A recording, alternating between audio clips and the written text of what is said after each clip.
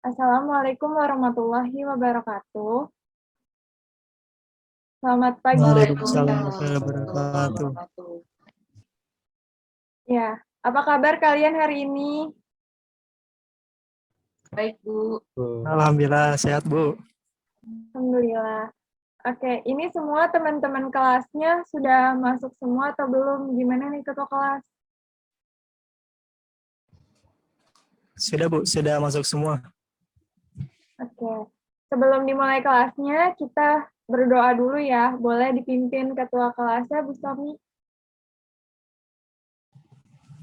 Oke, ya teman-teman semua, sebelum kita mulai belajar hari ini, kita berdoa menurut agama dan kepercayaan masing-masing. Berdoa dimulai.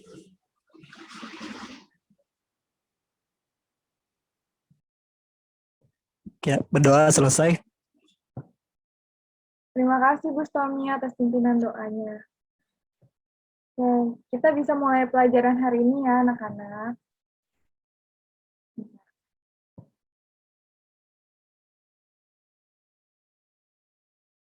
Apa sudah terlihat di layar? Sudah, Bu. Sudah, Bu. Bu.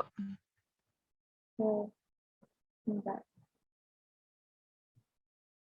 Hari ini kita akan belajar mengenai komunikasi bisnis. Mungkin ada yang sudah pernah dijelaskan tentang komunikasi bisnis. Komunikasi bisnis itu apa sih? Ada yang ingin menjawab? Saya izin menjawab, Bu. Iya, boleh Putri. Komunikasi bisnis itu merupakan suatu tindakan pertukaran informasi, ide, opini, instruksi, dan juga sebagainya yang disampaikan bisa secara personal maupun non-personal. Bagus sekali jawabanmu Putri. Mungkin ada yang mau ditambahkan lagi? Pendapat lain? Bunga, Bu, izin menjawab. Boleh Bunga.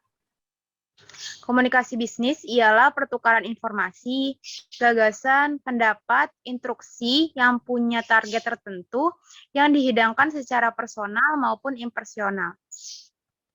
Terima kasih Bunga atas jawabannya. Oke, jadi komunikasi bisnis itu komunikasi yang dipakai dalam dunia bisnis yang termasuk dalam berbagai macam bentuk komunikasi, baik secara verbal maupun non-verbal untuk mencapai tujuan tertentu. Mungkin ada yang mau nanya atau ada yang kurang jelas sampai sini? Saya Bu ingin bertanya. Boleh Rosa? Ya, jadi apa sih komunikasi verbal dan nonverbal itu memiliki perbedaan yang gimana sih? Terima kasih Rosa, pertanyaan yang bagus sekali. Untuk komunikasi bisnis secara verbal itu sudah jelas ya, pasti secara lisan maupun secara tertulis. Kemudian untuk komunikasi bisnis secara nonverbal itu tidak menggunakan kata-kata, tetapi menggunakan ekspresi wajah, gestur tubuh, atau intonasi suara, dan kecepatan dalam berbicara. Biasanya kita sering temukan dalam strategi pemasaran juga nih. Ya. Kemudian ada tujuan komunikasi. Nah, tujuan komunikasi itu yang pertama memberi informasi atau informing. Nah, tujuan pertama ini, komunikasi bisnis itu memberikan informasi yang berkaitan dengan dunia bisnis kepada pihak lain. Yang kedua, itu melakukan persuasi atau persuading. Jadi, komunikasi bisnis itu melakukan persuasi kepada pihak lain, agar apa yang disampaikan dapat dipahami oleh audiens dengan baik dan benar. Nah, tujuan ketiga dari komunikasi bisnis itu melakukan kolaborasi atau kerjasama bisnis antara seseorang dengan orang yang lain, antara satu perusahaan dengan perusahaan yang lain, baik domestik maupun asing. Jadi misalnya saat ini bekerja sama perusahaan domestik dan asing dari berbagai belahan dunia, relatif mudah gitu ya, karena sekarang semakin berkembang pesatnya kemajuan teknologi, komunikasi ini jadi mudah seperti bisa melalui telepon biasa, fax email, telepon genggam, internet, email, ataupun telekonferensi. Selanjutnya adalah melakukan integrasi atau integratif dengan audiens. Nah, integrasi ini adalah komunikasi dengan cara menyatukan diri dengan audiens. Biasanya menggunakan kalimat kita yang berarti saya dan Anda. Hal ini berpotensi supaya audiens tertarik dan menempatkan dirinya pada usaha yang kita miliki.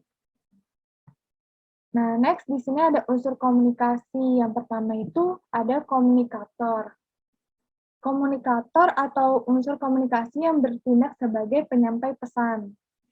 Nah, selanjutnya itu ada pesan. Pesan ini ide, gagasan, berita, atau hal informasi yang ingin disampaikan dari komunikator kepada komunikan. Kemudian ada medianya, media komunikasi. Media komunikasi ini sarana atau saluran yang digunakan komunikator untuk menyampaikan sebuah pesan kepada komunikan. Biasanya ini media komunikasinya ada berbagai macam ya. Tadi seperti ada telepon, faksimiles, email, maupun yang lainnya. Kemudian tentunya ada komunikan atau penerima pesan, pihak yang menjadi sasaran komunikator atau yang biasa disebut audiens. Target yang ditentukan oleh komunikator untuk menerima pesan yang disampaikannya. Biasanya komunikan ini bisa individu maupun kelompok. Setelah itu yang terakhir ada feedback atau umpan balik. Jadi feedback atau umpan balik ini respon yang diberikan komunikan untuk menanggapi pesan yang telah diterimanya dari komunikator. Jadi sama seperti yang keempat dari unsur komunikasi yang telah disebutkan sebelumnya, feedback ini memegang peranan penting dalam tujuan dari komunikasi. Jadi feedback dari komunikan ini mengukur apakah komunikasi berjalan dengan baik, apakah pesan yang disampaikan dari komunikator kepada komunikan tersampaikan dengan baik. Seperti itu ya. Nah, selanjutnya ada jenis komunikasi. Jenis komunikasi itu yang pertama ada komunikasi internal. Nah, komunikasi internal merupakan salah satu komunikasi bisnis yang bersifat internal. Jadi biasanya dilakukan di sebuah organisasi atau dalam perusahaan. Jadi yang terlibat di sini itu hanyalah anggota dari organisasi tersebut atau perusahaan tersebut. Biasanya itu komunikator dan komunikan bisa saling bertukar pesan melalui telepon, tatap muka langsung, email, ataupun fax. Nah, contohnya ini dari komunikasi internal, itu komunikasi antara sesama karyawan, atau atasan, dan yang lainnya. Terus komunikasi ini juga nggak memperhatikan tingkatan atau jabatan dari orang tersebut. Jadi komunikasi internal ini bisa dilakukan siapapun, asalkan masih dalam satu lingkup organisasi tersebut atau perusahaan. Yang kedua ada komunikasi vertikal. Jadi komunikasi vertikal ini biasanya dilakukan antar tingkatan. Jadi jika perusahaan terdapat tingkatan jabatan atau posisi, nah komunikasi vertikal ini harus terjadi timbal balik dari komunikasi yang dilakukan. Contohnya, komunikasi yang dilakukan antara direksi tanpa melibatkan bawahan. Seperti yang telah dibahas sebelumnya, bahwa timbal balik atau komunikasi ini harus terjadi secara dua arah. Terus ada komunikasi dari atasan dan bawahan. Komunikasi dari atasan dan bawahan ini juga termasuk dalam komunikasi internal. Akan tetapi, di sini memperhatikan tingkatan atau jabatan dari sebuah organisasi atau perusahaan tersebut. Jadi bedanya kalau internal tadi nggak ada tingkatannya, kalau komunikasi dari atasan pada bawahan itu memperhatikan tingkatan atau jabatannya. Komunikasi ini komunikasi yang sangat penting dalam komunikasi bisnis, karena komunikasi ini biasanya dilakukan dari seorang pimpinan kepada karyawannya. Bentuk komunikasi ini biasanya juga dilakukan secara umum. Selanjutnya ada komunikasi dari bawahan ke atasan. Komunikasi dari bawahan ke atasan ini biasanya tidak sepenting dari atasan pada bawahan ya, karena kan biasanya itu dari contohnya itu kayak memberi laporan rutin dari karyawan ke atasan atau pimpinannya, itu hanya kayak sebentar gitu. tidak rutin. Nah, yang kelima itu ada komunikasi horizontal. Jadi komunikasi horizontal ini biasanya santai, non formal. Jadi biasanya dilakukan dari karyawan satu ke karyawan lainnya atau sesama teman gitu. Komunikasi ini juga tingkatannya tuh sama, jadi obrolannya juga sederhana. Lalu ini ada latihan soal yang bisa kalian kerjakan di Microsoft Word. Setelah itu soal ini akan dikumpulkan melalui Google Classroom paling lambat tanggal 1 Juni ya. Jangan lupa dikerjakan. Bisa di on mic kalau mau nanya. Bu, saya mau bertanya. Iya, boleh Bagir. Bagir, izin bertanya, Bu. Kegiatan apa yang membutuhkan komunikasi secara verbal, Bu? Terima kasih, Bu. Iya. Jadi kalau misalnya komunikasi secara verbal itu biasanya rapat, telepon resmi, meeting proyek, presentasi, ataupun misalnya kita bertukar chat kepada pesan gitu kepada sesama kita gitu. Karena kalau verbal itu kan dilakukan secara lisan maupun tertulis. Apakah sudah terjawab, Bagir? Sudah, Bu. Sudah terjawab. Terima kasih, Bu. Terima kasih, Bagir, atas pertanyaannya. Bagus sekali. Dan mungkin ada lagi yang mau bertanya? Saya Bu ingin bertanya juga. Boleh, Bustami. Silakan. Ya, izin bertanya Bu, hal-hal apa aja yang harus dipertimbangkan gitu ketika berkomunikasi secara tertulis? Terima kasih. Ya, jadi yang pertama itu yang harus diperhatikan, yang pertama audiens ya. Jadi target dari audiens kita ini, misalnya kita mau berkirim email gitu. Sebelum kita kirim, pasti kita harus tahu dong audiens kita tuh siapa, yang mau kita kirim pesannya tuh siapa. Kalau misalnya direksi atau manajer perusahaan, pasti kita menggunakan bahasa yang formal. Tapi kalau misalnya dengan sesama teman, biasanya kita pakai bahasa yang non formal. Yang kedua itu ada formalitas. Nah, tingkat dari formalitasnya ini harus mengikuti sesuai dengan tingkat dari audiens kita. Misalnya surat bisnis, berarti suratnya harus ada kopnya atau tanda tangannya seperti itu.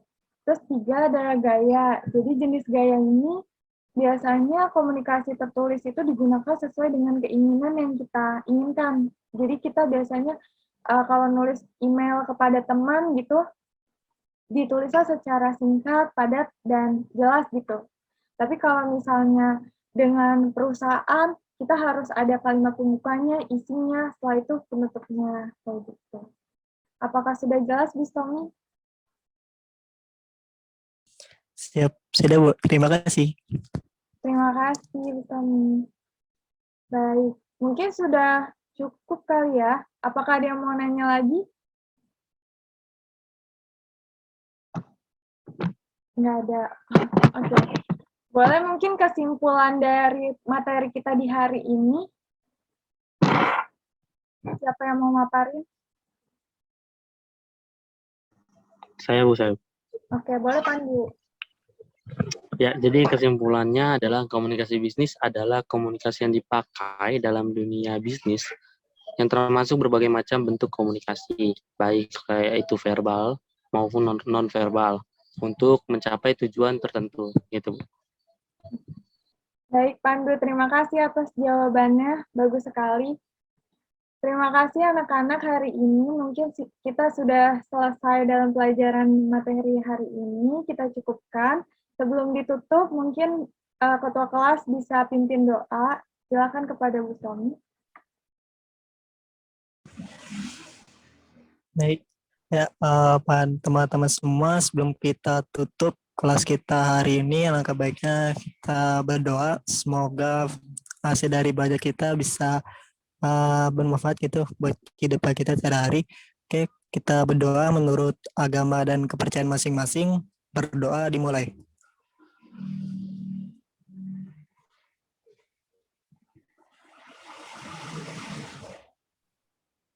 Berdoa selesai.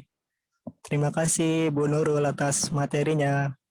Ya, terima kasih anak-anak. Selamat siang. Terima kasih, Bu. Saya izin end Zoom-nya ya. Assalamualaikum.